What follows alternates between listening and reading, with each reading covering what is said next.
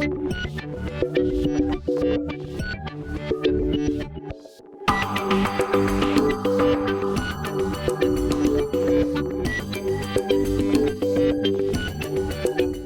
buenos días. Vamos a continuar ya en este último día de nuestro coloquio de costas y aguas subterráneas. En esta mesa vamos a contar una vez más con la presencia con una presencia remota desde CISAL y con dos doctores que a continuación voy a presentarles. Vamos a comenzar con el doctor Joan Albert Sánchez Cabeza, del Instituto de Ciencias del Mar y Limnología de la universidad. Y para ello me dispongo a leerles una breve semblanza del doctor Joan. Es doctor por University College de Dublín, fue profesor titular del Departamento de Física e investigador del Instituto de Ciencia y Tecnología Ambientales de la Universidad Autónoma de Barcelona. Es en Mónaco, director del Laboratorio de Radiometría del Organismo Internacional de la Energía Atómica de las Naciones Unidas en los laboratorios del medio marino, experto y secretario técnico del Grupo de Expertos para los Aspectos Científicos de la Protección del Ambiente Marino de las Naciones Unidas y actualmente es investigador titular C del Instituto de Ciencias del Mar y Limnología de la Universidad Nacional Autónoma de México con nivel SNI 3. Es especialista en el uso de radiotrazadores e isótopos para el estudio de procesos ambientales, con especial énfasis en el medio marino, tales como procesos biogeoquímicos en la columna de agua y sedimentos, y radiocronología de archivos ambientales. En la actualidad, su investigación se dirige principalmente al estudio del cambio global y climático, y está implementando observatorios costeros del cambio global y climático en México. Es autor de más de 130 artículos científicos en revistas indizadas con un índice H29. Es editor de la prestigiosa revista de revisión Earth Science Reviews. Le cedo la palabra, doctor. Pues muy bien, muchas gracias. Espero que me escuchen bien, sobre todo los que nos escuchan de forma remota. Y si no, pues que lo digan, ¿no?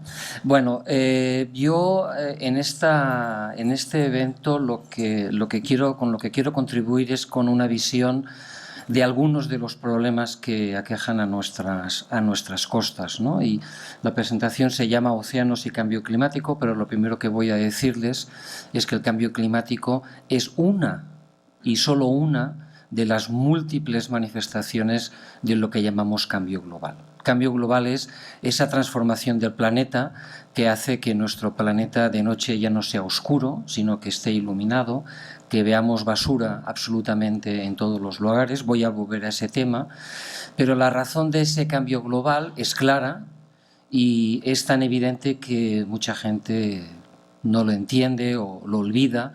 El cambio global no es más que la manifestación de que nuestro planeta, nuestro único planeta, de momento el único que podemos habitar, somos en estos momentos del orden de 7.500 millones de personas. Yo cuando nací en el planeta había unos 2.000, 2.500. Es decir, que durante la vida de una persona, yo no es que sea tan viejo, pero ya tengo mi edad, ¿no? La población del planeta se ha multiplicado en más de un factor 3. Probablemente un factor próximo a 4, en la vida de una sola persona, ¿no? Y eso es lo que hace que nuestro planeta esté transformado. No es el mismo planeta que era hace 1.000 años o 10.000 años, ¿no? Entonces, este grupo de expertos que precisamente que estaba leyendo en mi semblanza, el grupo de expertos en los aspectos científicos de la protección del medio marino de Naciones Unidas, ya en el año 2000 hizo una evaluación de cuáles eran los impactos más importantes de la humanidad sobre la zona costera. Y aquí están priorizados. Y el más importante no es la contaminación, la radiactividad, el cambio climático. El más importante es la destrucción del hábitat. Allí donde había lagunas costeras, ahora hay ciudades. Allí donde había manglares, ahora hay industrias o carreteras. Entonces, ese es, sin duda, el impacto más importante que el ser humano está infligiendo sobre nuestra zona costera. Y en México es evidente, pero uno va a otros países, uno que yo conozco muy bien, que es España, y hay centenares de kilómetros de costa continuamente ocupados por el hombre. No una ciudad, no una zona turística, hablo de centenares de líneas de costa totalmente. Este agua debe ser para mí. ¿No? Sí. Perdón, pero estoy llegando en estos momentos de Barcelona y aún tengo el jet lag y la falta de agua de los largos viajes de avión. Luego los residuos. Voy a hablar un poquito de ello también un poquito más tarde. De todo tipo, residuos agrícolas, industriales y urbanos. La movilización de sedimentos. Cuando construimos una presa, ese sedimento ya no llega a la costa, o a veces hacemos construcciones costeras que acumulan los sedimentos donde no deberían acumularse. Los impactos térmicos. La presencia de una termoeléctrica o de, en general, actividades industriales y urbanas puede hacer que las temperaturas localmente aumenten de forma importante. Luego les hablaré de un caso. Luego, en la lista, contaminantes en general, fíjense que está muy abajo de la lista, metálicos, orgánicos y radiactivos. Y finalmente, una línea que yo he puesto, porque en ese momento no se estaba considerando, cuando se realizó este informe, fue en los años finales de los 90, que es la emisión de gases de efecto invernadero, al cual yo le voy a dedicar especial atención en esta presencia. Y voy a empezar por uno de los impactos de los residuos. Yo salgo aproximadamente una vez al mes o como mucho cada 2 meses de salida de campo en zonas costeras, en lagunas costeras. Y si algo está en todas, en cualquiera del mundo, no tan solo en México, es basura. Y en particular, uno de los elementos que está ahora tomando mucha importancia a nivel internacional, se están desarrollando en estos momentos las metodologías para estudiar los microplásticos. Con nuestra comida, y en particular con la comida marina que estamos ingiriendo también los resultados de la degradación de plásticos que, cuando son por debajo de un cierto tamaño, llamamos microplásticos. Por supuesto, una botella de Coca-Cola no nos la comemos, ya lo vemos que es una botella de Coca-Cola, pero cuando el residuo ha sido transformado, comido por, yo qué sé, un camarón o lo que sea, nosotros finalmente lo ingerimos y no sabemos muy bien en la actualidad qué problema puede representar eso para nosotros como humanos. Pero ya sabemos, y ahora ya casi cada mes o cada 2 semanas sale una noticia como las que salen aquí, ¿no? Encuentran 29 kilos de plástico en el estómago de una ballena. Eso es una noticia de la semana pasada.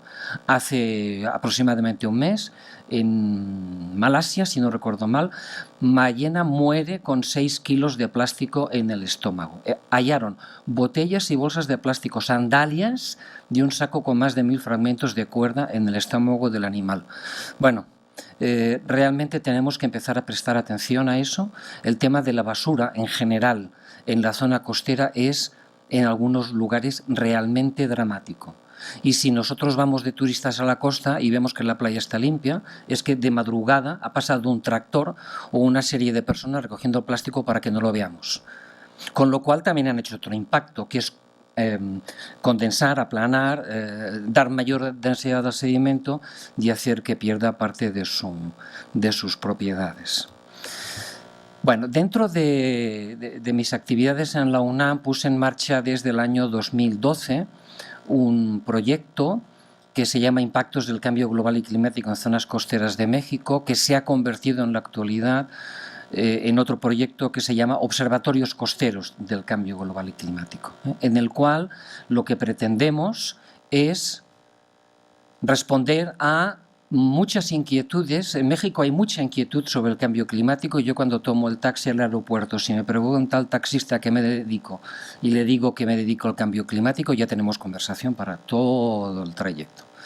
Y es curioso porque eso quiere decir que hay una gran sensibilidad y lo podemos ver, ¿no? Podemos ver en los periódicos fotografías de osos polares. Bueno, eso está fuera de contexto, por ejemplo, ¿no? O informaciones como la subida del nivel del mar traerá problemas y hasta guerras. Bueno, hay vamos a llamarle muchas opiniones, pero lo que hay poco son datos. Es una de las primeras cosas que yo descubrí al llegar a México el año 2011, es que hay una enorme carencia de datos. Y entonces, como científicos, ¿qué conclusiones obtenemos? Podemos dar opiniones, podemos hacer aproximaciones cualitativas a los problemas, pero lo que tiene que hacer un científico es cuantificar los procesos y, en todo caso, estudiar cuáles son las causas, ¿no? Y, por lo tanto, cómo podemos luchar contra esos impactos. Y una de las cosas que ya dijo el IPCC, el Panel Intergubernamental de Cambio Climático, el año 2007, es que en la mayor parte de los países, no solo México, falta sistemas de alerta temprana, como por ejemplo los observatorios ambientales, ¿no? Entonces, ¿qué es un observatorio? Un observatorio puede ser, arriba a la izquierda, un observatorio de tipo meteorológico. Tenemos observatorios astronómicos. Este de aquí sirve para observar aves, muy divertido, o incluso algunos marinos. Este en particular está en Cataluña y es una cajita, no se piensen que es muy grande, es una cajita que vale 3 millones de euros, solamente en la cajita, ¿no? Entonces, el planteamiento que nos hicimos es: ¿qué tecnologías utilizamos? ¿Cómo podemos hacer que sea sustentable un observatorio? Porque nuestro objetivo es que esto que hemos empezado siga funcionando dentro de 100 años.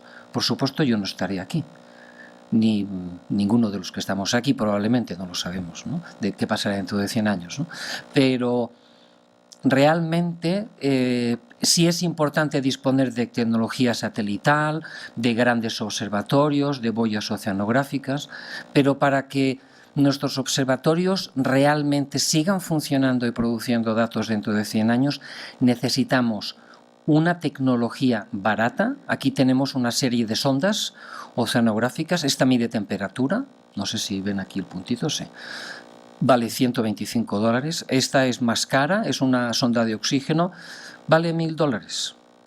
No son tecnologías caras. Eso quiere decir que nos podemos desplegar con muchos monitores simultáneamente en varios lugares.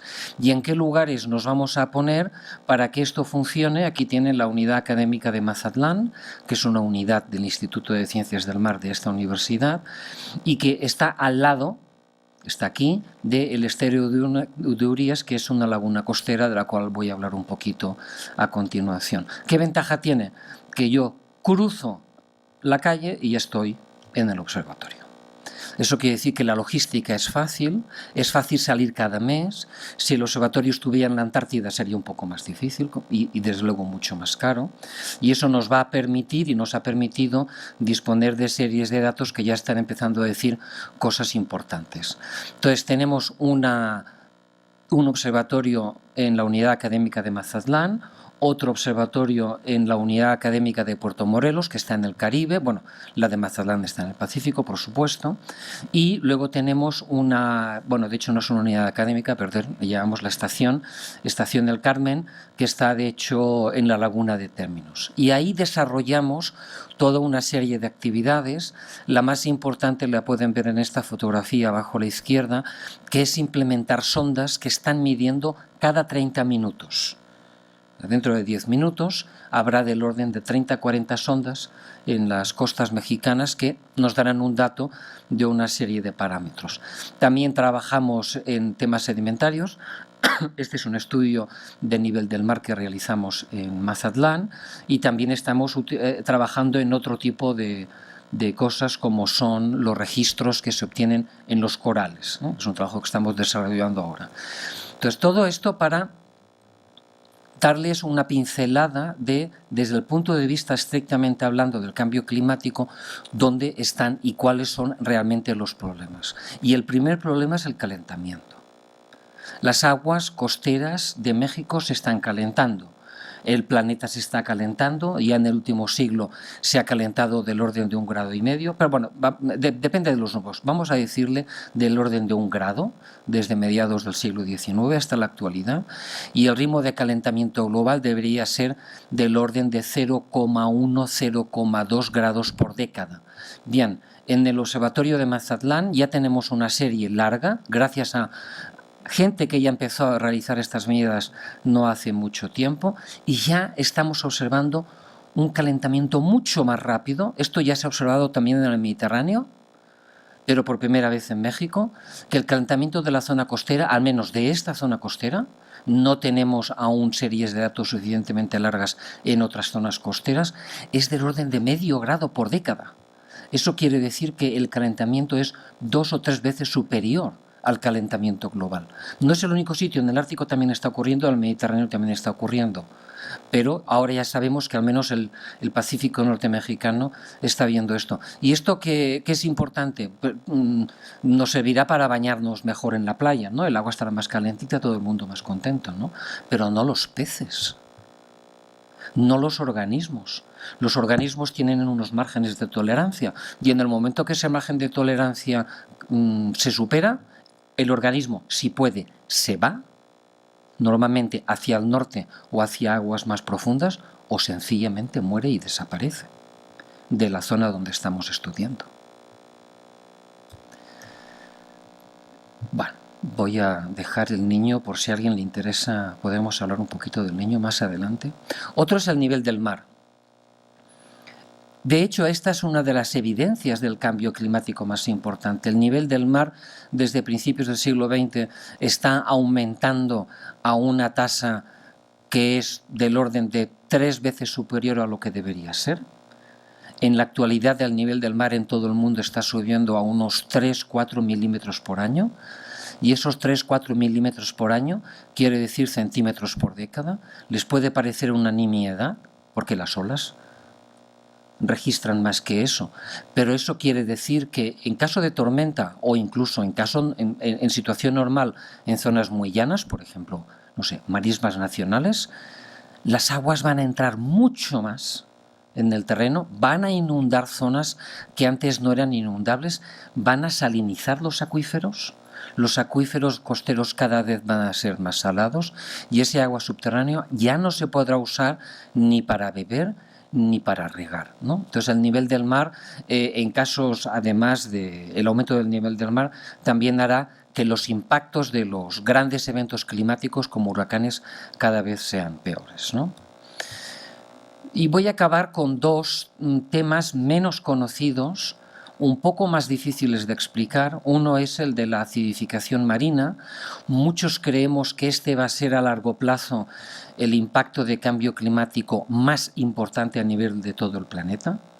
Y es que gracias a los océanos, la temperatura del planeta no está aumentando tan rápidamente. ¿Por qué? Porque el océano absorbe parte del CO2 atmosférico. Si no, la temperatura del planeta, en vez de haber subido 1 grado, quizás hubiera subido 2 o 3 grados de forma global. Pero parte de ese CO2 está siendo absorbido por los océanos. Por lo tanto, los océanos nos están ayudando a que esa temperatura no suba tan deprisa. Pero hay un efecto secundario. Y es que cuando nosotros inyectamos CO2 al agua de mar, su pH disminuye. Es decir, ese agua se vuelve más ácida, más corrosiva. ¿Y eso qué quiere decir? Que todos los organismos que calcifican, aquí tenemos un terópodo, que ha estado cultivado en condiciones de CO2 de finales de siglo, al cabo de 45 días de haber sido cultivado en esas condiciones, ya calcifica con mucha más dificultad. Y eso también ocurre en los corales y ocurre en general en todos los microorganismos que calcifican. Y eso va a tener un impacto, si no es que ya lo está teniendo, a nivel biogeoquímico global muy, muy importante. Nosotros ya estamos midiendo el tema de la acidificación en Puerto Morelos, en la zona del Caribe, debido a la sensibilidad del coral y de estos ecosistemas al cambio de pH, y estamos viendo cómo ese pH pues, tiene una gran variabilidad, pero ahí estamos empezando a hacer nuestras medidas, y ya sabemos que en zonas costeras como el estero de Urías, que antes les comentaba, el pH desde la entrada, la boca del estero, que tiene un pH que es el pH normal del agua marina de 8, podemos estar llegando a pHs que están del orden de 7.5. Es decir, que los ecosistemas costeros van a ser aún más sensibles a esos cambios porque ya de hecho el pH de salida de sus aguas es más bajo. ¿Qué efectos tendrá? En eso estamos trabajando en esos momentos. Y voy a acabar casi con otro de los grandes problemas que se estudió mucho en los años 60, sobre todo porque en las zonas, sobre todo en la zona del Báltico, en Europa, hubo un problema extraordinariamente grave de hipoxia. Se trabajó mucho en los años 60, en los años 70. Se dejó de trabajar o se dejó de publicar sobre la hipoxia, pero la hipoxia es, pues, la pérdida de oxígeno. Entonces, si a un organismo marino le quitamos el oxígeno, se ahoga. No se ahoga por la presencia de agua, claro. Se asfixia porque no tiene oxígeno. Y esas típicas fotografías que vemos a menudo en los medios de grandes mortadandas de peces, que todo el mundo empieza a decir que es contaminación, bueno, habría que ver qué tipo de contaminación. Finalmente, esos peces mueren porque se han quedado sin oxígeno. Y eso hace que cada vez en el mundo haya más lo que se llaman zonas marinas muertas, y esas zonas marinas muertas, de hecho nosotros en la zona de México, del Pacífico mexicano, estamos en una de las zonas donde los niveles de oxígeno ya son de por sí bajos. Pero lo que estamos viendo en esta serie de tiempo que pertenece al Observatorio de Mazatlán es que de forma no periódica pero sí recurrente tenemos una serie de eventos que pensamos que están debidos a la entrada de aguas profundas que no tienen oxígeno, lo que llamamos surgencias, y que hacen que llegue aguas que durante incluso mucho tiempo no tienen absolutamente nada de oxígeno. Esta situación se va a agravar. Se va a agravar porque los océanos cada vez arriba a la izquierda, cada vez tiene menos oxígeno, ya se ha perdido del orden del 1% del oxígeno en los océanos el último siglo, pero se prevé que a finales de siglo los océanos hayan perdido entre un 2 y un 5% de su oxígeno. Entonces, como ustedes verán, hay muchos problemas derivados del cambio climático.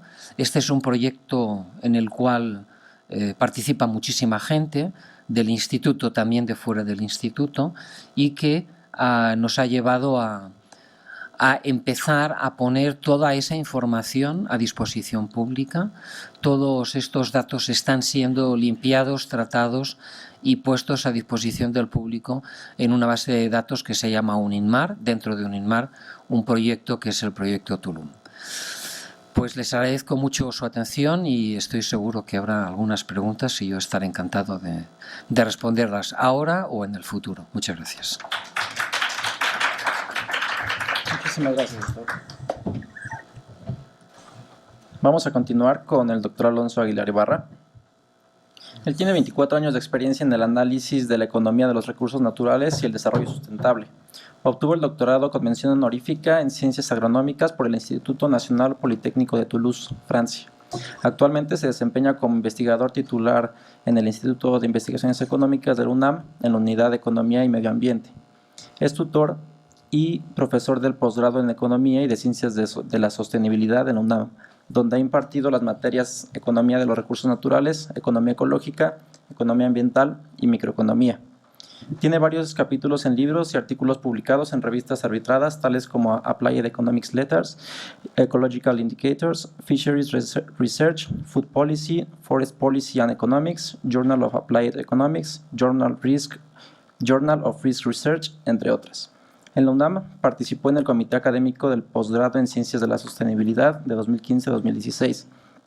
Fue responsable del campo de conocimiento en Economía de Recursos Naturales y Desarrollo Sustentable del posgrado de Economía de 2015-2017 y actualmente es miembro del Comité Editorial de la revista Investigación Económica de la Comisión Dictaminadora de la Facultad de Economía y miembro del Comité Directivo del Seminario Universitario de Sociedad, Medio Ambiente e Instituciones. También ha sido evaluador de proyectos para la UNAM, el CONACYT y el Departamento de Comercio de Estados Unidos, así como consultor internacional en temas de economía de recursos naturales para la FAO, la OCDE, el gobierno de Bahamas, el gobierno de México, entre otros. Muchas gracias por acompañarnos, doctor. Les cedo la palabra. Muchas gracias. Agradezco la invitación de este foro y aplaudo la intención de traer colegas de diferentes disciplinas aquí al Instituto de Investigaciones Jurídicas, que es muy claro que los problemas que se tienen de ambientales y sociales requieren de un trabajo multidisciplinario, de un esfuerzo, y que este foro lo está promoviendo. Lo felicito. Es un caso de un análisis sobre impactos monetarios del cambio climático. Aquí tuvimos la suerte de esta presentación del doctor Joan Albert sobre aspectos importantes generales del cambio climático, una exposición muy clara. Creo que a mí me facilita como introducción a lo que voy a presentar. Bueno, es una presentación breve en la cual hay una introducción, justifico la investigación, con el objetivo, platico sobre los métodos y resultados, para después dar unas consideraciones para la discusión. Bueno, entonces comienzo con que la pesca es una actividad muy importante que se considera parte de la contribución a seguridad alimentaria, ya sea desde el punto de vista directo o indirecto. Esta importancia varía según los países, según las regiones, y a nivel local puede ser muy importante a la seguridad alimentaria de manera directa por el consumo directo. Pero también mucha de la industria pesquera o los sectores pesqueros artesanales utilizan también lo que venden como productos para conseguir otros alimentos, ¿no? Es decir, no todo lo consumen directamente, sino que el ingreso que les da el vender a intermediarios o a otros sectores de la economía les sirve para comprar alimentos. Esa es la contribución directa a la seguridad alimentaria. Entonces, bueno, si el cambio climático tiene repercusiones, como comentó el doctor John Albert, en los organismos, este cambio tendrá una repercusión también inevitable en la seguridad alimentaria.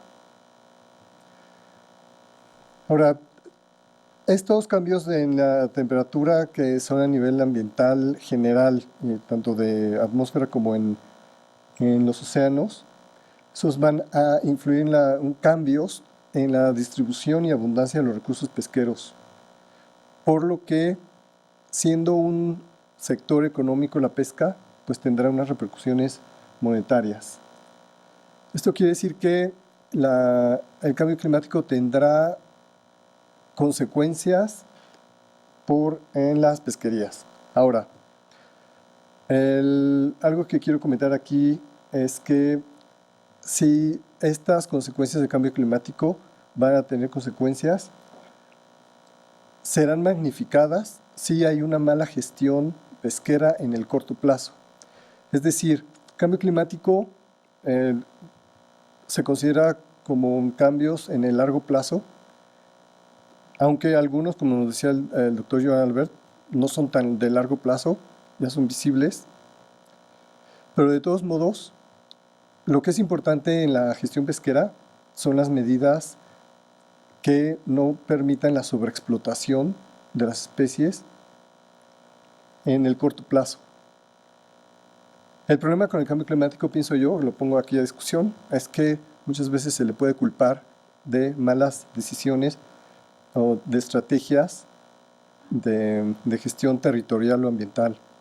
Se puede decir que se están perdiendo, aquí pongo esta gráfica donde se observa con datos de la FAO cómo se pierden especies marinas en los océanos a nivel global, y se puede argumentar que en estos 50 años de datos, pues es culpa del cambio climático.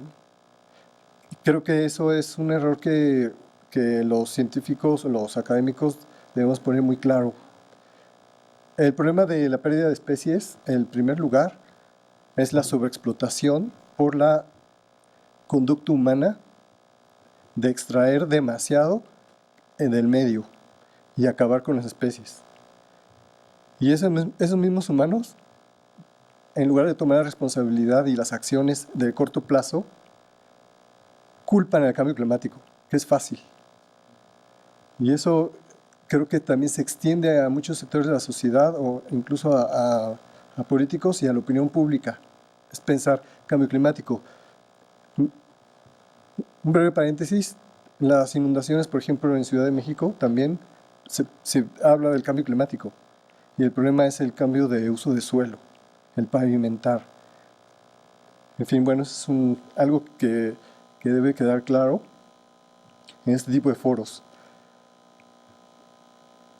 Entonces, bueno, con lo que comentaba, la naturaleza del sector pesquero, que es de corto plazo, debe verse de esa manera, en escalas locales y en periodos cortos. Muchos de los análisis que se hacen de cambio climático sobre la pesca se han hecho a nivel global, con datos agregados y de largo plazo, efectivamente. Ya ha habido pocas estimaciones de los impactos monetarios. ¿Para qué queremos conocer los impactos monetarios? Es dos razones que yo veo.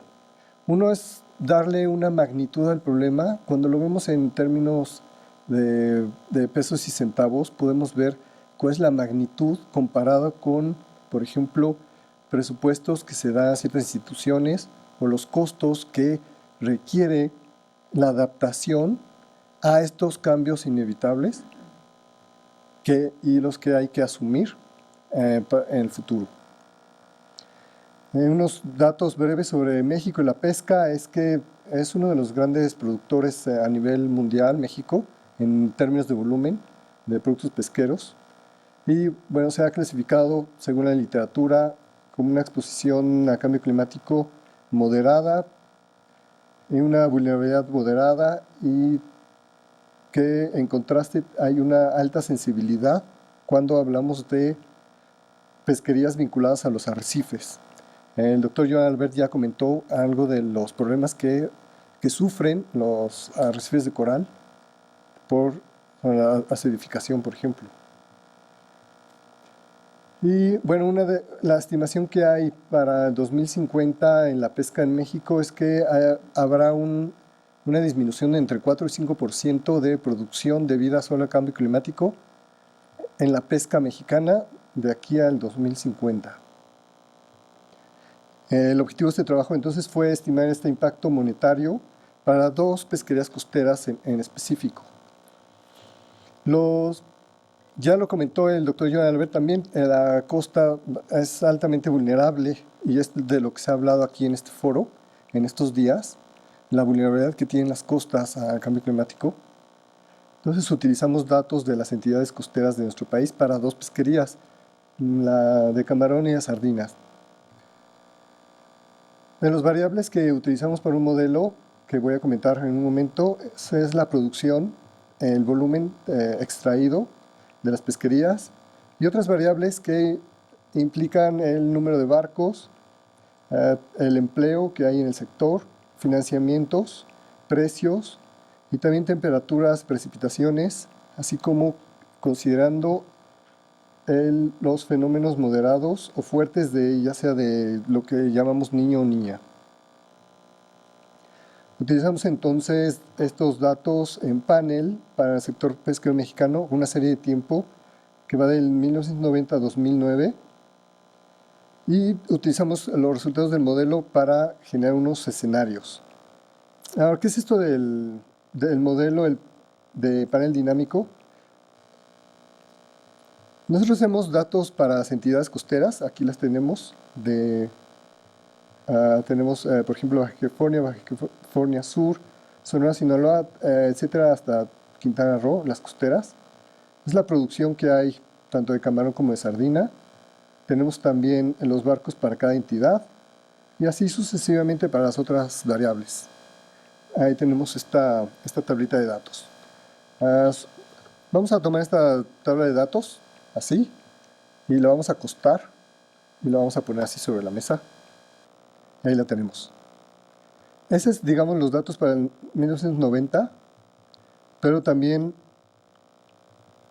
los tenemos para el 91 en la misma tabla, pero datos de otro año y así sucesivamente hasta el 2009. Eso es lo que llamamos un modelo de datos en panel, porque tenemos variables, observaciones y a lo largo del tiempo.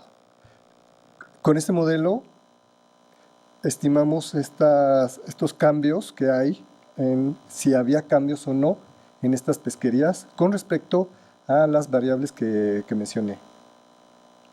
Ahora tomamos como escenarios el trabajo de Martínez Arroyo de Ciencias de la Atmósfera aquí en la UNAM, el cual plantean escenarios de temperaturas medias que aumentan entre 0 y 1 grado centígrados en el Pacífico mexicano, perdón, en el Golfo de México, o entre medio y 1.5 grados centígrados de aumento de aquí al 2030 en el Pacífico mexicano. Son dos de los escenarios que utilizamos. Además, hicimos varias pruebas o, digamos, análisis de escenarios con cambios. Aquí está. Con cambios en los precios, en disponibilidad del recurso, en tasa de descuento que podemos considerar como un indicador muy grueso de ciertas condiciones económicas en el futuro. Entonces, dentro de los resultados encontramos algo diferenciado en cuanto a los efectos que se tienen sobre estas dos pesquerías. Por un lado, tenemos que un aumento en 1% de la temperatura de aquí al 2030 afectaría a la pesca de camarón en 1.1%. Más o menos 1% de aumento de temperatura por un 1% de baja en la producción de camarón. En contraste, la sardina, encontramos que por ese aumento de 1% de la temperatura, también aumentaría la producción de sardina. Esto ahorita lo comento, que hay que tomarlo con cierta precaución porque la sardina es un recurso que fluctúa mucho de manera natural desde siempre. Es una tabla que simplemente para mostrar que así se hizo en los escenarios. En los mapas es un poco más gráfico para ver los impactos que en el noreste, donde hay más producción pesquera, es donde se tendrán mayores impactos. Y el aumento también, el mayor aumento sería en caso de la sardina, esa misma área. Estos son dos tipos de escenarios. Uno, de los extremos, habíamos comentado que son 816 escenarios que corrimos, pero muestro los dos dentro de las combinaciones que tuvimos, el que sería el peor para camarón, el mejor para sardina y el mejor para camarón y peor para sardina, digamos. Entonces, esto es en pérdidas, lo azul, y esto que está más hacia anaranjado rojo, en las ganancias. Bueno, algunas de las consideraciones finales de este análisis es lo que comentaba hace rato.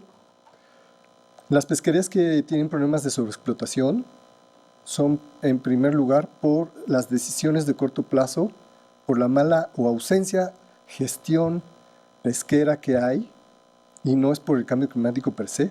El cambio climático lo que haría sería exacerbar problemas que ya tienen, originados por malas decisiones de gestión en el corto plazo. Entonces, una primera política de adaptación para el cambio climático en el sector pesquero es algo que se ha insistido desde hace décadas, antes de la discusión importante que hay ahora de cambio climático, es abordar los problemas sobre pesca y la degradación de ecosistemas marinos que tienen que ver con este exceso de extracción por la contaminación de las costas, lo que comentó el doctor Joan Albert, estas modificaciones que hay en el paisaje costero. Eso es lo primero que hay que adaptarse a un cambio que ya se está dando.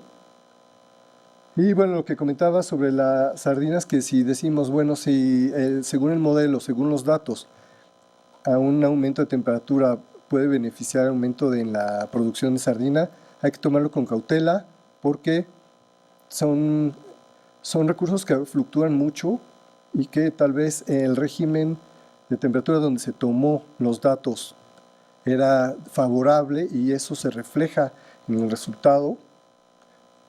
Entonces eso es simplemente un resultado que hay que tomarlo con cierta cautela.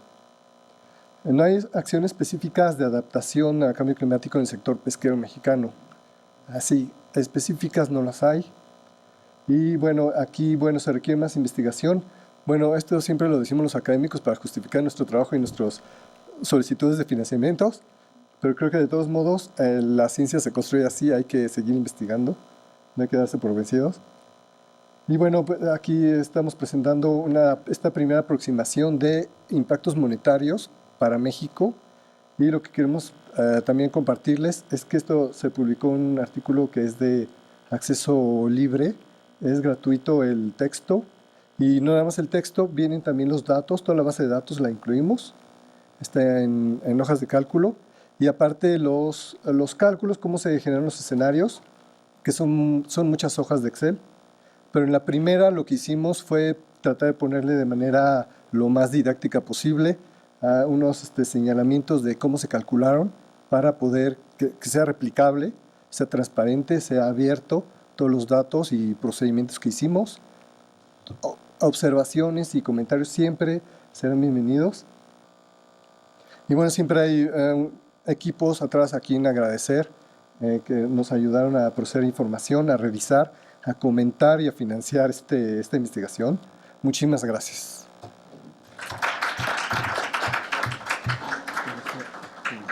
Cerramos esta mesa con la participación de la doctora vía remota, precisamente para evitar viajes en aviones y contaminantes.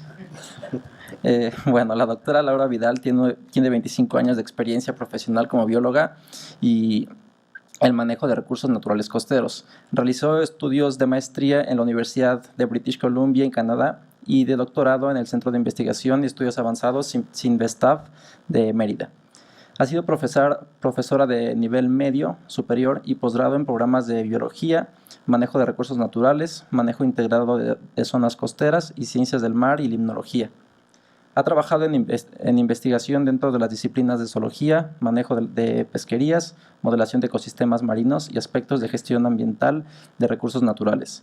Su trabajo de investigación reciente se dirige a contribuir al diseño de métodos cuantitativos de análisis de información socioeconómica, legal y administrativa de las zonas costeras para su gestión ambiental.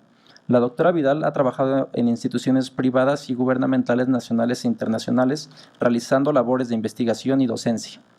Actualmente, sus líneas de investigación incluyen análisis del marco legal e institucional sobre el uso y manejo de recursos naturales y ecosistemas costeros, de condiciones de vulnerabilidad socioeconómica y de gobierno local de poblaciones costeras y de instrumentos de política ambiental para el manejo integral de ecosistemas costeros. Ambas líneas tienen como intención contribuir a diseñar y planear herramientas de gestión más eficientes para lograr el uso sustentable de los ecosistemas y áreas costeras. Le cedo la palabra, doctora. Gracias, Alexis. Muy buenos días a todos. Agradezco mucho la invitación para participar en este foro. Creo que es un honor compartir con mis compañeros que me precedieron. Y yo voy a enfatizar particularmente en el aspecto de cómo empezamos un poco más a acercarnos en temas de marco legal con las problemáticas de las zonas costeras. Nada más indíquenme, por favor, si pueden ver ya la presentación. Agradezco mucho, mientras lo ponen, agradezco a la doctora Carmona por la invitación, a Alexis por sus gestiones, nuestro egresado de la licenciatura en Manejo Sustentable de Zonas Costeras de la Facultad de Ciencias de la UNAM, y al Instituto de Investigaciones Jurídicas por la invitación.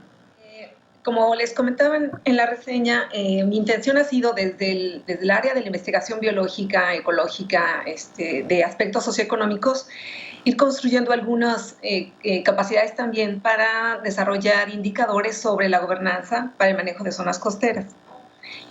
Uno de los principales retos que enfrentamos en nuestro marco jurídico es justamente la visión reducida que tenemos sobre las áreas costeras. Las áreas costeras son esta zona de interacción entre la zona terrestre y la marina, que todos ustedes ya conocen muy bien, y sus límites pueden estar definidos por varios aspectos. Puede ser en aspectos tan básicos como el límite de la escorrentía, el límite de rocío, que son aspectos físicos, la pleamar, la bajamar. Aspectos biológicos acerca de la distribución de los recursos naturales, particularmente la vegetación, que nos define algunas áreas muy particulares de uso y de aprovechamiento, y aspectos administrativos. En México hemos tenido mucho enfoque en el aspecto administrativo de las zonas federal marítimo terrestre como nuestro enfoque principal acerca de las áreas costeras, y esto ha limitado nuestra percepción y nuestra aplicación de un marco normativo adecuado. El manejo integrado de la zona costera es un concepto no muy reciente, no tiene, pero es más reciente que el manejo de zonas costeras, de recursos costeros o de áreas costeras, y ha sido desarrollado y especificado por los doctores Insigne y Nech desde principios de los años 2000. Un aspecto muy relevante en el manejo integral de zonas costeras es tener claro que implica varias condiciones para hacerlo posible. El contexto es algo específico, el manejo de zonas costeras no puede ser general, tiene que ser contextualizado en términos ecológicos, geológicos, sociales, económicos, gubernamentales. Por supuesto, requiere de esta visión interdisciplinaria en donde hay una integración de enfoques disciplinarios y construcción de objetos de estudio de una forma compartida. Debe ser entendido como un proceso en el cual se aprende, se experimenta, se diseñan varias medidas, varias estrategias y no hay una meta final, es un proceso de crecimiento. Pero el aspecto probablemente más interesante y más complicado en este tipo de manejo es la integración. En la imagen muestro yo con rojo cuáles son los dos elementos que son particularmente relevantes en términos de gobernanza. La perspectiva sistémica y el tipo de gobierno que se implanta para el manejo integral de zona costera.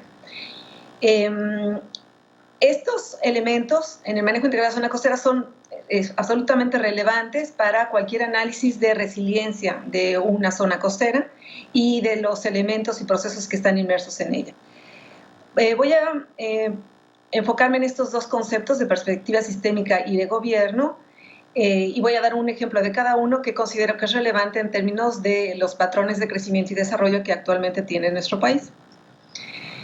Primero, al respecto de la perspectiva sistémica, podríamos decir que este es un esquema de un socioecosistema, es una conceptualización de cómo se está dimensionando ahora la relación entre los ecosistemas naturales y los sistemas humanos, para salir un poco del enfoque acerca de manejar recursos naturales solamente a partir de la presencia y la abundancia de esos recursos naturales en un sistema natural, sino que dimensionarlo en función de los servicios ecosistémicos que prestan estos sistemas a las comunidades particulares y cómo estos se interrelacionan, cómo se presionan, se retroalimentan y cómo reaccionan mutuamente ante cambios. Por supuesto, en esta conformación de una perspectiva más de sistemas, de integración de sistemas complejos, está inmerso el sistema de manejo, donde los instrumentos legales son de los instrumentos más importantes y más básicos para regular estos intercambios. En nuestro contexto internacional, notamos que los sistemas costeros tienen una serie de presiones externas que cada vez más rebasan los contextos locales de manejo, desde el punto de vista de fuerzas externas en el ecosistema natural, como mis compañeros precedentes mencionaron, el cambio climático, que es muy relevante en el cambio de los sistemas. Estos aspectos que tienen que ver con las fuerzas externas y las políticas macroeconómicas en los sistemas humanos, como el doctor Aguilar mencionó, y particularmente también hay que tener claro cómo los instrumentos legales y las decisiones de manejo también son afectadas por presiones internacionales por las políticas públicas en donde México participa y de los tratados en los cuales, a los cuales se suman. Hemos pasado entonces en términos de manejo desde un sistema de manejo ecológico o incluso de recursos muy básico a un sistema de una conceptualización de sistemas socioecológicos. Es decir, que aquí tenemos que dimensionar nuestra interrelación y nuestro desarrollo de instrumentos normativos alrededor de las interacciones entre la naturaleza y la sociedad particular. Perdón. Estas interacciones son altamente intensas en espacio y en tiempo y no se pueden atribuir a una escala natural y social solamente superponiendo los elementos entre ellas. Incluye estructuras y procesos de ambos sistemas con todas sus historias y todos sus patrones que interactúan y se retroalimentan. Y este es un marco muy apropiado para el análisis de sistemas gubernamentales para justamente regular estas áreas o recursos compartidos. El primer ejemplo, entonces, para esto va a estar basado en un análisis que hicimos hace unos años, pero que continuamos haciendo en otras actividades productivas, acerca de cómo pensar en una forma un poco más cuantitativa de diagnosticar el marco legal ambiental sobre una actividad productiva. Esto tiene como intención justamente poder tener elementos para las fuentes de financiamiento internacionales que tienen un componente en términos de manejo muy poco claro, que es existe un marco legal adecuado para el manejo de esos recursos, de esa actividad o de esa área, y ahí es en donde nos quedamos un poco conflictuados acerca de cómo dimensionarlo. Voy a analizar el caso acerca de las actividades petroleras marinas en plataforma continental o en aguas profundas en el Golfo de México, porque esta es una actividad que se ha estado, como ustedes bien saben, ha sido crítica para el desarrollo de nuestro país. Por muchos años, desde que se reconoció la importancia en hidrocarburos en esta zona del Banco de Campeche, la producción que ha tenido para la energía en México ha sido del 30%, que es de donde parte la mayor parte de la producción.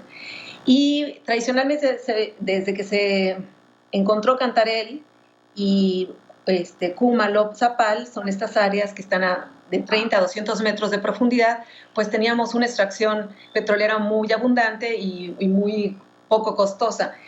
Pero esta zona se ha agotado y nuestro gobierno ha tenido el compromiso de mantener una producción de 3 millones de barriles al día, que son en su mayoría exportados, lo que equivale a mantener en un plazo corto y la producción actual. Eso es casi 10 veces más de lo que producimos actualmente. Por lo cual, la extracción petrolera se está moviendo más hacia aguas más profundas. Estamos hablando de 500 a 1000 metros. Entonces, el análisis implicaba analizar cuál es el marco legal que tenemos en esta actividad. Bueno, mucho se cree que la actividad de extracción petrolera se realiza la mayor parte de sus impactos ambientales alrededor de los derrames de petróleo. Pero la actividad tiene una serie de procesos y de obras que están asociadas a su operación, que más o menos se calcula que contribuyen en un 24% a las fuentes de daño que pueden ocasionar estas actividades. Es decir, que nos enfocamos solamente en un aproximadamente 10% del daño que puede estar ocasionando la actividad, más que en un 24%. La metodología consistió en justamente investigar cuáles son los antecedentes más detallados acerca de los impactos que tiene esta actividad a nivel internacional, y Siberia y esa área al norte de Rusia tiene una gran cantidad de investigación al respecto de estos criterios, y ha identificado muy bien cómo en términos de operación la actividad afecta al ambiente. Y estos son atributos que se buscan muy particularmente y se refuerzan a través de su marco normativo y administrativo. Entonces, primero se investigaron estos elementos. Después se diseña un set de instrumentos legislativos que se van a evaluar y se construye una ley hipotética que podríamos llamarle, pues con algún nivel de falsedad, máxima sustentabilidad para actividad de extracción petrolera, pero bueno, es un término un poco, pues bueno, para darle un contexto de apropiado. Y analizamos cada uno de los instrumentos legales comparado con este instrumento hipotético que contendría todos los atributos que son necesarios considerar para esta actividad, para contemplar los impactos de esta actividad. Estos instrumentos entonces van desde lo que dice la Constitución y cómo lo integramos a todo el marco normativo hasta las normas y las regulaciones muy particulares de esta actividad. Cuando hacemos una aplicación de estadística multivariada, lo que podemos hacer es asumir que cuando estos instrumentos se van analizando, contrastándose con este instrumento hipotético y se agrupan finalmente todos, están contribuyendo a esa expectativa de instrumento óptimo. Cuando lo comparamos en términos de qué atributos deben estar en cuenta al respecto de la costa y los sistemas marinos, pues el instrumento 6, que es el que está en la gráfica, El instrumento 1 sería el hipotético, el 6 sería el correspondiente a la Ley General de Equilibrio Ecológico y Protección al Ambiente, que es un instrumento bastante bien diseñado porque contiene varios de los conceptos de este manejo integrado. Pero si analizamos de la misma manera el escenario normativo, el marco normativo, solamente con estas actividades petroleras, notamos una presencia de atributos muy pobre. En este caso se ve, por ejemplo, que tenemos atributos que solamente cubren el 8% de los atributos que desearíamos que contuviera el marco legal. Voy a regresar a diferencia de la comparación general, que puede ser de 50%. Es decir, que aquí perdemos una gran cantidad de elementos que deben estar considerados. Entonces, el análisis permite identificar cuáles son los atributos que son los más presentes o los menos presentes en el marco normativo para justamente reforzarlos de una forma directa dentro de los instrumentos que analizamos. Por otro lado, también podemos identificar cuáles son los instrumentos legales en donde hay mayor necesidad de mejora. Y en este caso particular fue muy interesante notar que una decisión administrativa que era hacer las guías para elaborar las manifestaciones de impacto ambiental para las aguas profundas pasa de una categoría particular, que es hacer un pozo petrolero, a una modalidad regional cuando hay más de 2 pozos petroleros. Y resulta que perdemos una gran cantidad de criterios. Es mucho mejor hacer la manifestación de impacto ambiental guiándonos por una modalidad particular que por una regional. Y entonces en esta facilidad administrativa perdemos muchos criterios importantes. Y la norma 149, que es particular sobre la protección del ambiente de esta actividad, es un elemento que tenemos que reforzar intensamente. Entonces, este tipo de análisis lo que nos permite es identificar, decíamos, qué aspectos deben ser reforzados en el marco legal. Para este caso particular, solamente se evidencian los impactos en el sistema natural, ¿no? Aquí están mostrados algunos ejemplos. Y se identifican también cuáles son los elementos de los instrumentos legales que tienen que ser reforzados. Sin embargo, este análisis, regresando a esta percepción de sistema, solamente incluye el sistema ecológico, no incluye el sistema humano. Es un aspecto que estamos abordando para justamente incorporar este tipo de análisis en un socioecosistema, un análisis de socioecosistema. Esto nos va a llevar a sacar un poco los marcos legales existentes en zonas costeras y recursos costeros desde una visión meramente productivista y muy sectorizada. El otro ejemplo, el otro concepto que quiero compartirles es lo que significa integración de gobierno. Hay abundante literatura al respecto de cómo podríamos hacer que el gobierno fuera incorporando y reforzando cada vez más sus actividades en diferentes estrategias.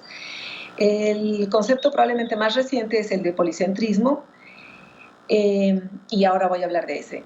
¿Qué es lo que comparten todas estas alternativas de multigobierno? Bueno, incluyen gobiernos en diferentes escalas y una conexión entre estas autoridades. Lo que no incluyen es cómo se sobrelapan estas escalas y facilitan este aprendizaje del cual hablábamos y la literatura nos expresa como muy importante. Cómo se conectan en diferentes autoridades en el mismo nivel y entre los niveles. Ahora voy a mostrar un esquema de qué significa esto. ¿Cómo rescatamos que algunas autoridades sigan teniendo algunas atribuciones que son únicas y que son específicas para el nivel de cercanía que tienen con la problemática que se debe abordar? Y cómo interactúan otros grupos sociales, organizaciones no gubernamentales o grupos privados para este tipo de gobierno. Entonces, el concepto de policentricidad lo que nos permite es tener una forma de sistema de gobernanza en la cual varios cuerpos de gobierno hacen y refuerzan reglas de una manera autónoma cada uno, pero en una arena política y geográfica compartida y muy específica. Decíamos que es el aspecto de contexto. Esto lo que permite es que la acción colectiva de todos estos instrumentos y todos estos gobiernos se dirijan hacia un mismo fin. Y se ha particularmente enfatizado en que el fin debe ser la sustentabilidad de los servicios ecosistémicos.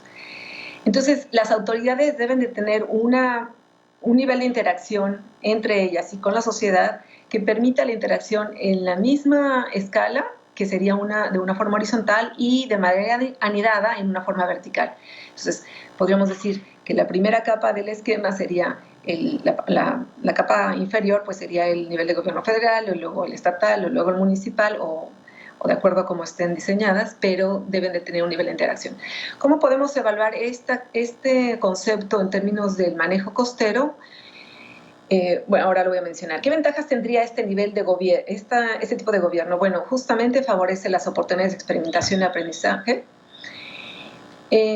Capitaliza el conocimiento local que no es estrictamente científico y amplía la participación local, lo que da una oportunidad de legitimar las decisiones que se tomen.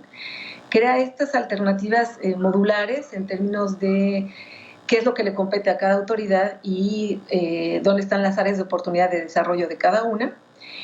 Crea redundancia porque es similar a lo que pasa en la biodiversidad en los ecosistemas. Cuando tenemos diversidad de respuesta y tenemos un posible backup acerca de las reacciones que tenemos ante cambios en el sistema. Y favorecer esta conectividad entre las autoridades. El ejemplo que les voy a mostrar para mostrar este concepto está justamente mencionado sobre cómo se toman decisiones sobre cómo enfrentar los efectos adversos del cambio climático en comunidades costeras, particularmente sobre huracanes. Actualmente el marco legal en México tiene una serie de instrumentos que han ido sumándose a el protocolo de Kioto, a estos instrumentos internacionales de los que somos parte, el marco de Sendai para la atención del riesgo a desastres y la Convención Marco de las Naciones Unidas. Esto podríamos decir que son los instrumentos que han detonado en gran medida nuestro interés hacia el cambio climático. Hemos diseñado como nación una Ley General de Cambio Climático y una Ley General de Protección Civil que ha puesto más énfasis en cómo atendemos esta problemática. Y las leyes estatales y los gobiernos municipales tienen como atribuciones formular e instrumentar las políticas públicas para enfrentar este mismo tema y desarrollar mecanismos de protección civil. Lo que la ley de protección civil nos particulariza es que la idea es que esta atención sea en un contexto de nivel local hacia el gobierno federal. Es decir, que la primera respuesta tiene que ser a nivel local para que sea eficiente.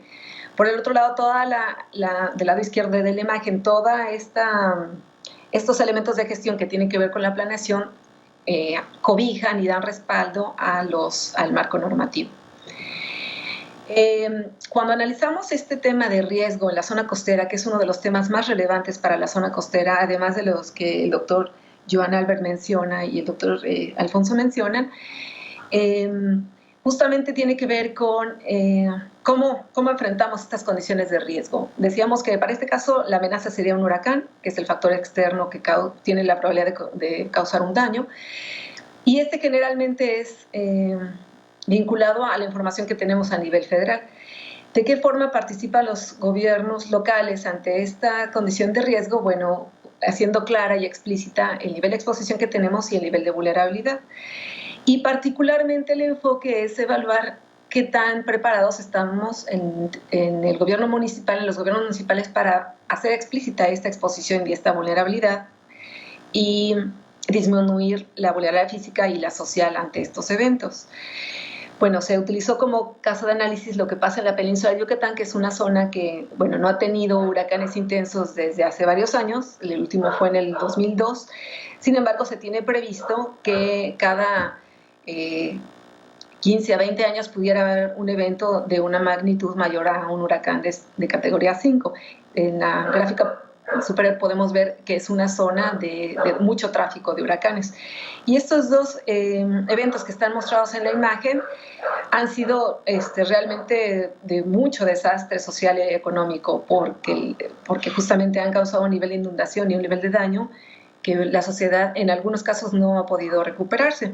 Sin embargo, lo que vemos actualmente es que el gobierno estatal cada año promueve una visión de que el Estado está listo para enfrentar estos eventos. Y lo que dicen las noticias es que está listo porque tiene el número de albergues adecuados para las personas que están en la costa y que requirieran de ser evacuadas, que en este caso sería toda la población. Y entonces aquí nos surge la duda, ¿realmente tenemos esta información para estar listos? ¿Es este el indicador adecuado? Lo que hicimos fue construir un índice de resiliencia de las comunidades costeras para identificar en qué aspectos de prevención, de resistencia y de recuperación ante un evento de cambio climático se tienen elementos para las comunidades costeras. Buscamos varios tipos de índices que están mostrados a la derecha del listado, que nos ayudan a construir varios indicadores, que nos ayudan a construir los índices. Entonces, varios de los elementos que ustedes notan aquí justamente tienen que ver con la información que se adquiriría solamente con las autoridades más locales. Y particularmente herramientas como estas, los atlas de riesgo, los reglamentos de construcción, las alertas tempranas o los programas de protección civil locales serían muy relevantes. ¿Quiénes son los que deciden qué tipo de viviendas, cuáles son los tipos de uso de suelo y decidir entonces cuál va a ser la cobertura vegetal, cuáles son las acciones de respuesta, las capacidades de albergue? Son los municipios. Y también los municipios deben de tener una suficiente autonomía financiera para recuperarse, dar suficientes servicios médicos y capacidades de albergue, por ejemplo, ¿no? O de rescate. Cuando analizamos esta información para 8 municipios en el estado de Yucatán, pues podemos hacer comparaciones de cuáles son los municipios que tienen mayores capacidades y cuáles son los indicadores en donde hay necesidad de reforzar estas capacidades. Bueno, no voy a entrar en detalles acerca de esto, pero podemos identificar aquí también, particularmente sobre los indicadores, en dónde están las áreas de oportunidad, ¿no? Esta imagen muestra áreas de oportunidad al respecto de las autoridades municipales, pero particularmente para sus poblaciones, sus comunidades costeras. Entonces, cuando utilizamos información de gobierno municipal para algunos de esos indicadores o información que es colectada en el campo, entrevistando a las personas, a los actores clave, a las autoridades no solamente de las autoridades municipales, sino también, por ejemplo, a los comisarios, al cuerpo de primera respuesta en un evento de protección civil, pues obtenemos esta información. Y lo que notamos es que hay una gran oportunidad para desarrollar capacidades. En general, los gobiernos municipales no dan prioridad a este tema de protección civil en su agenda. Muy escasamente desarrollan estos instrumentos que les corresponden para dar una primera respuesta adecuada, incluso preventiva ante un evento de contingencia ambiental por huracán. Hay una apreciación por parte del gobierno estatal acerca de que estamos seguros ante un huracán solamente porque vamos a salvar vidas en la costa al evacuar a las comunidades costeras, cuando el costo que tienen estos eventos es altísimo en términos de los bienes personales que los pobladores costeros tienen. No es un asunto simplemente de retirarlos, sino cómo hacerlos que recuperen rápidamente su forma de vida. Los pobladores costeros en Yucatán, como ha de pasar en muchos otros lugares en el mundo, tienen una pobre percepción del riesgo ante huracanes. Probablemente en esta zona está porque no ha golpeado uno importante desde el 2002 y la gente con alguna facilidad olvida esto. Y si el gobierno no tiene esta constante atribución de recordar que estamos en una zona de huracanes, que estamos expuestos a una zona de huracanes, pues simplemente la comunidad lo olvida, no lo hace parte de su preocupación o de sus intereses rutinarios. Hay muchas viviendas, una gran proporción de las viviendas en la zona costera de Yucatán que son vulnerables por el tipo de construcción.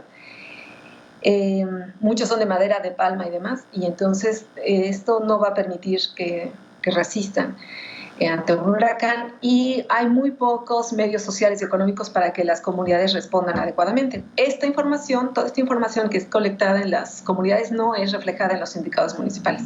Ya hay varios artículos en México muy interesantes acerca de protección civil en términos de indicadores municipales, pero hay muchas comunidades en el país, y en Yucatán es muy claro, que no son la cabecera municipal, y entonces están distantes a la cabecera municipal y tienen una realidad, esto que decíamos al principio, de contexto muy diferente a la de la cabecera municipal. Entonces sus indicadores no reflejan la realidad de las comunidades. Por tanto, es un área de oportunidad para este tipo de gobierno policéntrico, pero reforzando el aspecto que le compete al gobierno municipal. Entonces, para terminar, nada más voy a mencionar que estas dos condiciones que requiere el manejo costero integrado en México que son particularmente la perspectiva sistémica y la integración gubernamental, siguen siendo retos importantes para el diseño y aplicación del marco legal. Mientras sigamos viendo los instrumentos legales como herramientas solamente dirigidas a un recurso o a una problemática sin ver el contexto del sistema, estamos perdiendo mucho de la oportunidad de tener respuestas completas y adecuadas.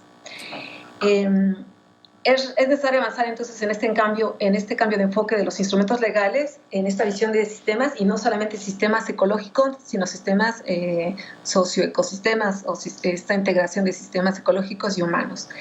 Y por supuesto, hay una gran área de oportunidad de desarrollar capacidades gubernamentales en los gobiernos municipales, y el manejo integrado costero no puede seguir siendo percibido por nuestra sociedad como una responsabilidad del gobierno federal, que simplemente, en el caso de huracanes, da el fondo para los desastres, ¿no? Y entonces se le compran, bueno, se evacúa a la gente, se le compran láminas y ya con eso resolvemos el problema. Hay muchas otras capacidades que los gobiernos municipales deben desarrollar y tiene que buscarse una forma que estas estén explícitas en el marco legal.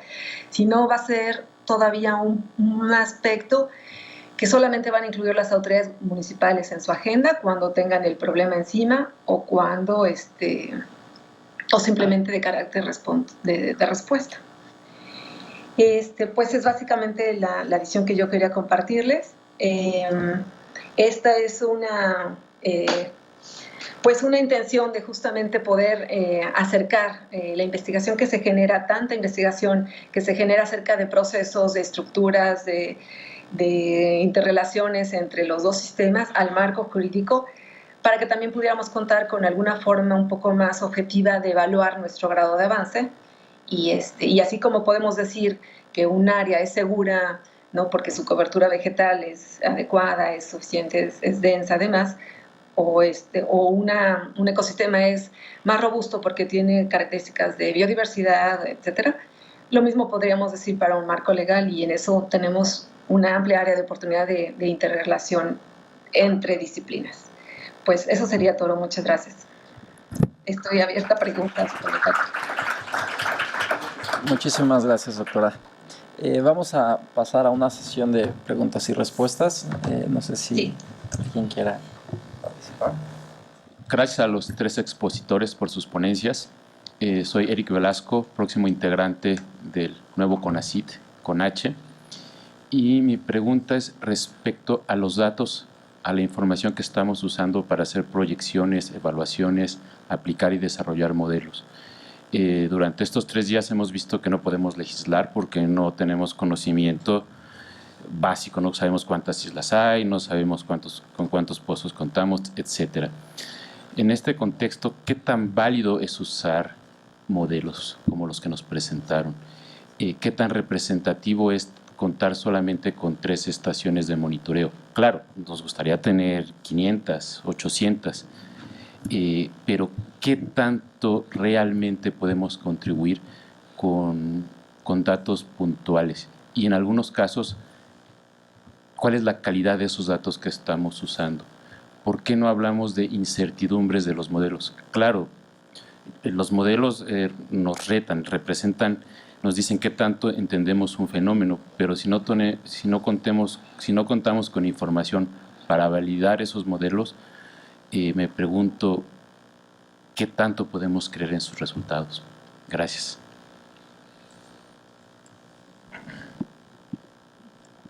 ¿Te parece Si alguien que quiere yo tomar empiezo la... con los datos y tú sigues con los modelos? Sí, claro. Bueno, esa es son varias preguntas en una. Voy a intentar responder la parte de datos. ¿Qué es mejor?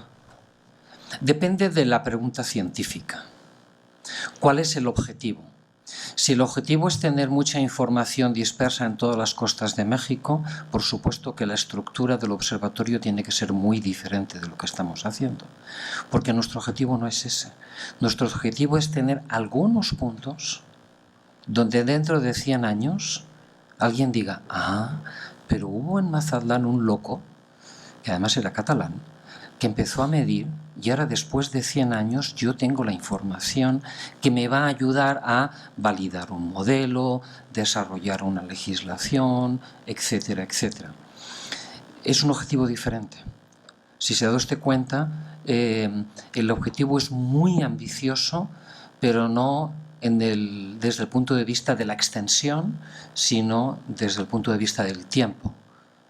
Yo creo que otras organizaciones, SEMAR, pesquerías, deberían hacer, y de hecho está publicado ya, tenemos una publicación donde explicamos cuál es el modelo del observatorio. Todo el mundo lo puede implementar, son libres, quiero decir, ahí está, cómo lo hacemos, todo el mundo lo puede hacer.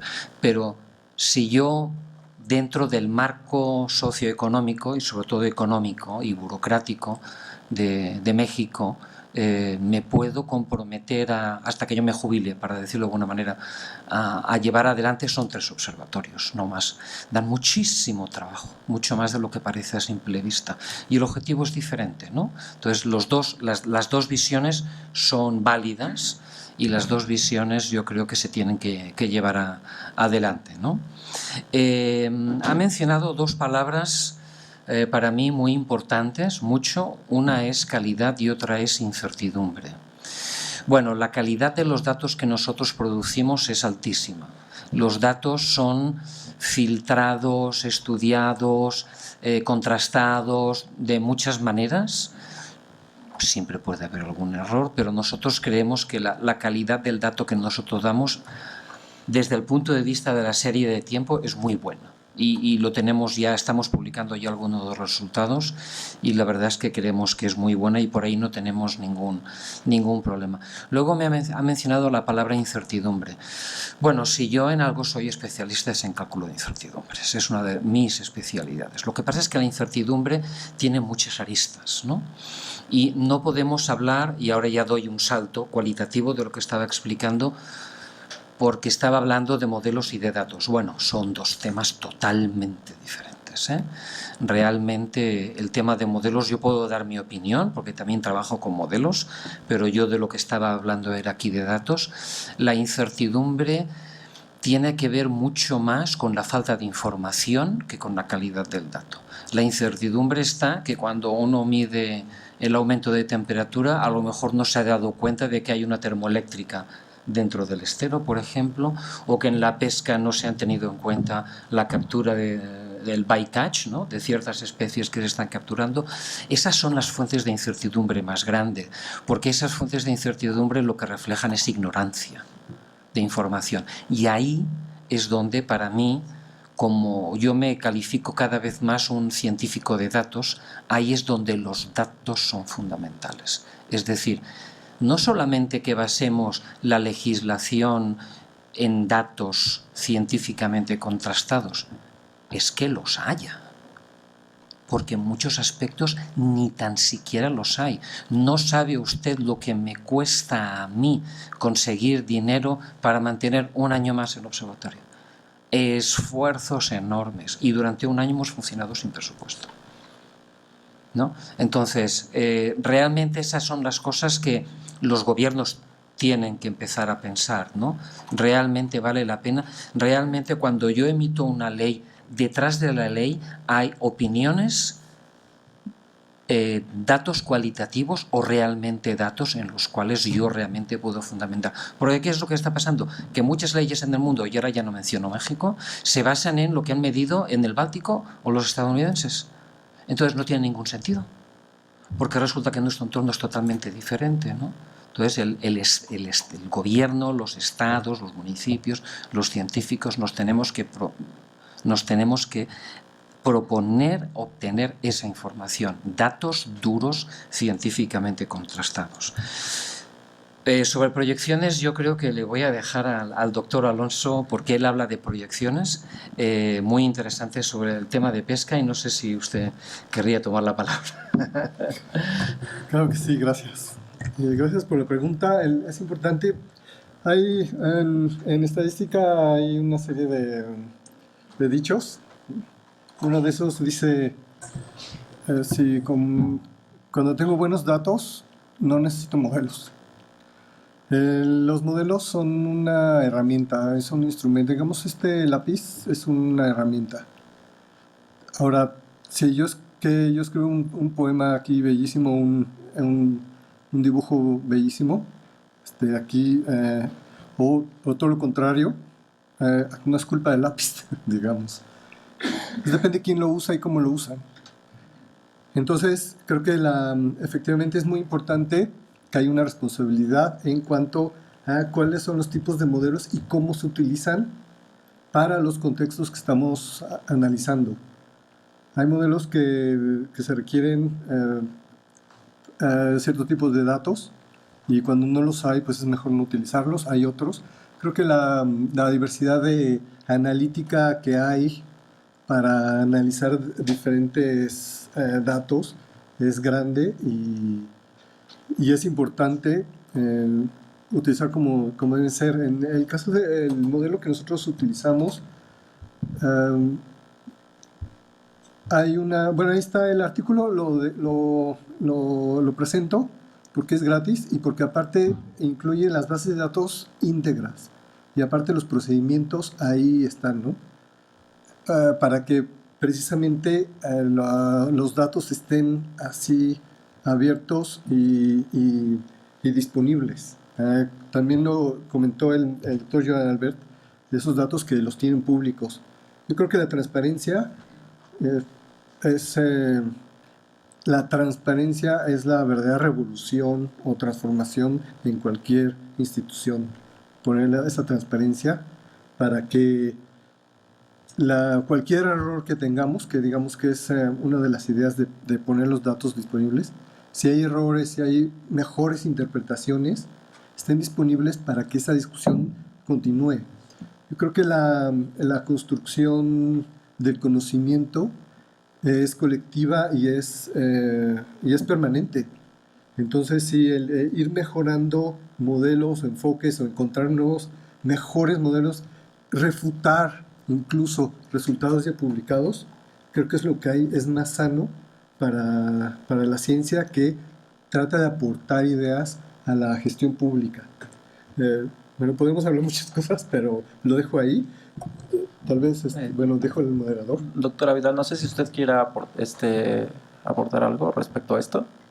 Sí, lo que yo quisiera comentar es que yo siento que los modelos sí están siendo herramientas muy útiles y cada vez son más útiles dada la cantidad de información tan vasta que nos llega y de la que tenemos a nuestro acceso. Pero sí hay parte del conocimiento que todavía no se puede captar a través de modelos y que se tiene que seguir captando en los sitios, en algunos contextos muy particulares, porque todavía no se tiene la suficiente información como para entender sus procesos internos. Entonces, claro que concuerdo con que la demanda de recursos que se requeriría para contextualizar cada caso muy particular sería inmensa, pero sí creo que tenemos que hacer un esfuerzo también por priorizar algunas zonas en donde los contextos son muy específicos y donde hace falta más apuntalar el conocimiento científico y después, a partir de eso, el marco legal.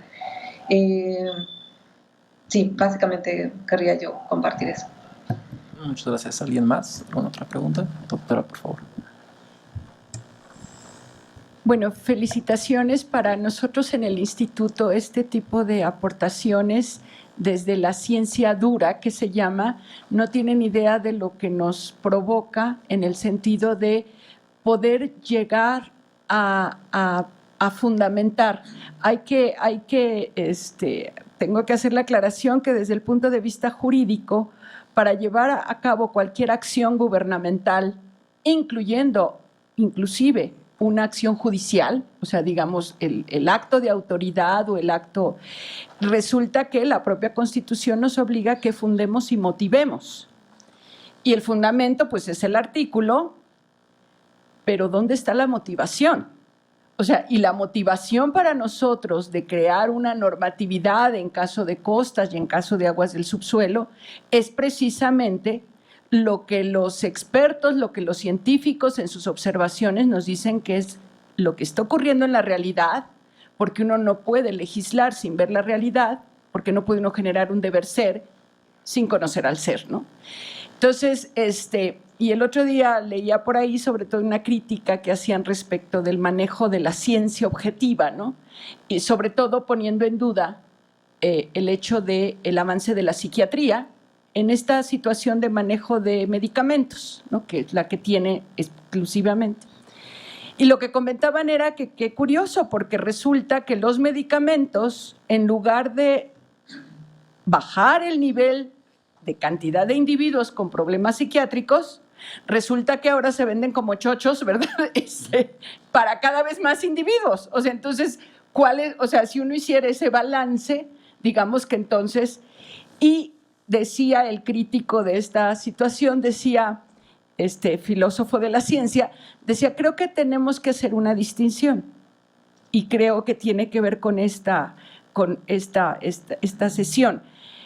La distinción es que cuando yo emito opiniones, ¿sí? Cuando estoy en el manejo de, digamos, un diálogo, en realidad, y en el caso de que yo presento datos o información, si no tiene el contenido científico es propaganda, ¿sí?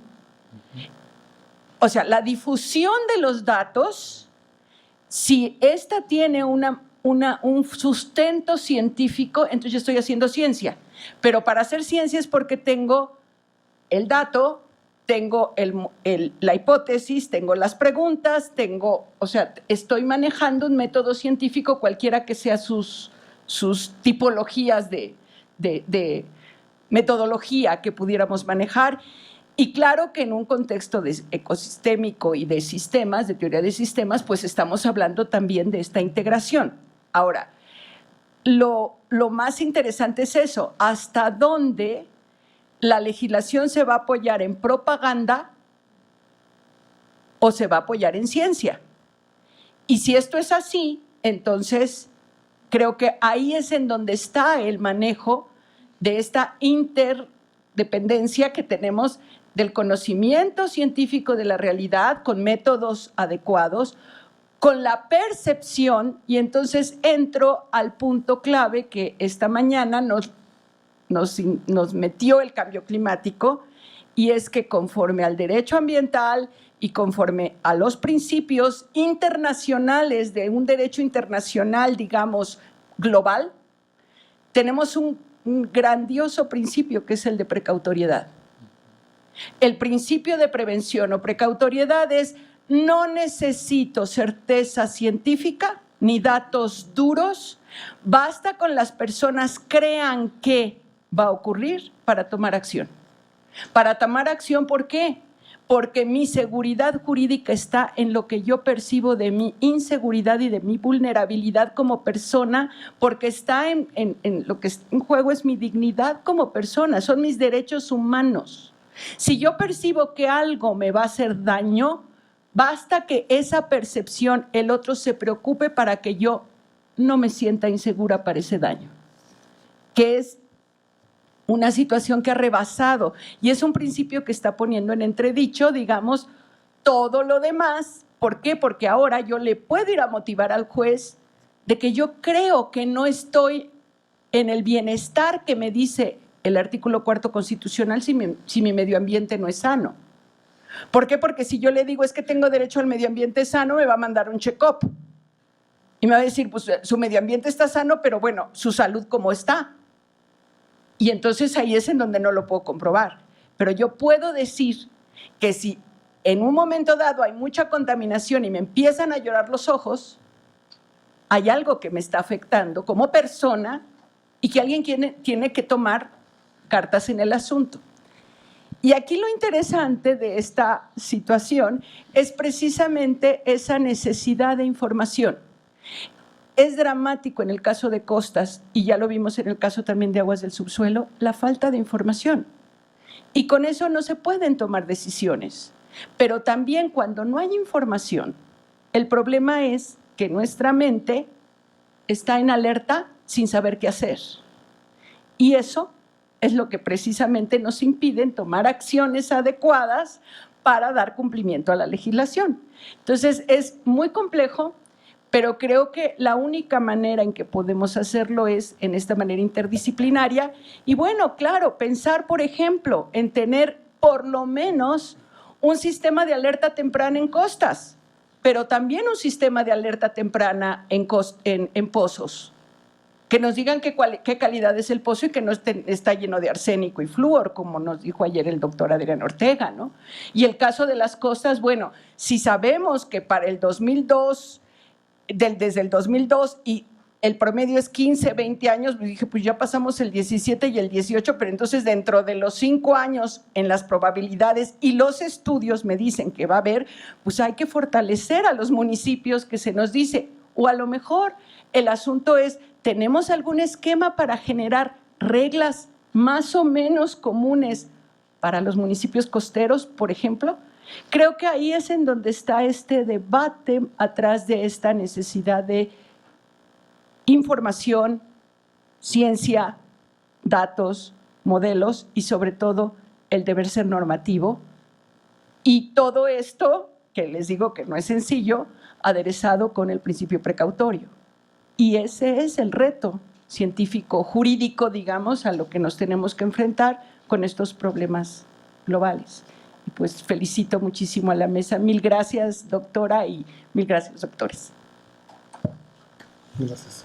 Bueno, por cuestiones de tiempo, esa fue la última pregunta. Bueno, una pregunta más. ¿Quiere comentar algo, doctora?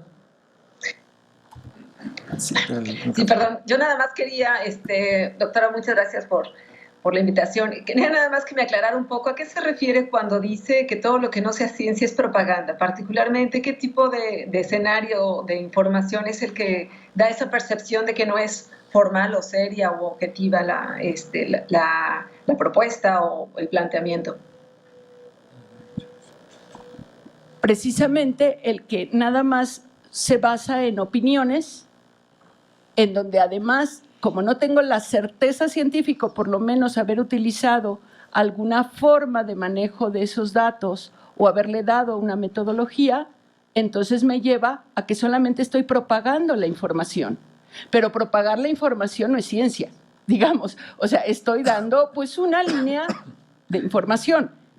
Y ese es el problema, hasta dónde con esos datos o con esa información nosotros podemos ya con ellos, digamos, traducirlo a algo que nos sirva para algo, en donde sí ya va más allá de una simple, digamos, base de datos. O sea, no es mi base de datos. Con una base de datos y la explicación de una base de datos, pues solamente estoy difundiendo la información. Pero difusión de información, sobre todo en la etapa de estos medios de información, no nos basta para toma de decisiones, por ejemplo. Ahí tenemos que, o sea, nos falta como que otro piso para poder decir que estamos haciendo científicamente las cosas o de una manera que sí nos permite estar más seguros en lo que estamos haciendo. Gracias. Ok. Aquí una pregunta más. Hola, soy Daniela de la licenciatura y esta va mi pregunta a la doctora Laura. Hola, doctora. ¿Cómo se ha gestionado esta respuesta local que dice necesaria? Digamos, si se presentó a los gobiernos ya municipales, porque se da mucho esto de la investigación de puertas del instituto hacia adentro, pero ya luego este paso de vinculación a las comunidades o a los gobiernos municipales, luego es como ya no les toca a los investigadores, sino como a los gestores o a otro tipo de personajes, y es esto como de propagar o difundir. Digamos, ¿cómo se ha gestionado, cómo se ha pensado el difundir ya la investigación propiamente hecha de manera que lo entiendan los gobiernos municipales o las localidades? Porque por la exposición escuchada, la respuesta tiene que venir desde ellos también. Entonces, ahí cómo se ha hecho este vínculo, digamos, investigadores, pescadores, digamos. Gracias. Sí, gracias por tu pregunta. Lo que hemos notado a través de la investigación es que sí hay un conocimiento muy pobre de los pobladores y de las autoridades en los municipios acerca de su condición de riesgo. Hemos pensado básicamente en dos alternativas. Una es empezar casi desde el principio por las escuelas. Ya hemos diseñado, estamos por terminar un video de difusión de información para prevención ante huracanes y que se los pasen en la escuela cada temporada y que tengan en mente constante, ¿no? Que están en una condición de riesgo y que no es algo que simplemente coge sus cosas, su mochila con su lámpara y sus pilas y se van. Y por otro lado, o sea, sí estar haciendo ese trabajo en las escuelas de las comunidades costeras, por un lado. Y por otro lado es que, bueno, ahorita estamos en un periodo de transición gubernamental. Nos hemos acercado ya a las autoridades de protección civil en el Estado, que también cambiaron, pero sí tenemos la intención de acercarnos para irles justamente sensibilizando acerca de la necesidad de que se tomen en serio el tema de la protección civil ante huracanes y ante inundaciones o otro tipo de eventos hidrometeorológicos, y que sí refuercen este aspecto de que es necesario que se acerquen a las comunidades costeras, sobre todo cuando están distantes, decía yo, porque es como si estuviéramos hablando de dos escenarios muy distintos. Entonces, sí hay trabajo por hacer desde sensibilizar a las autoridades locales, como particularmente a la población. Y por otro lado, sí vamos a volvernos a acercar al gobierno del Estado, el que está entrante, para tratar de cambiar con ellos esa percepción de que es simplemente cuestión de evacuar. Y eso creo que es un aspecto crítico y no debe de seguir existiendo en el Estado ni en ningún Estado. Bueno, pues muchísimas gracias a nuestros ponentes. Gracias. Vamos a aplausos.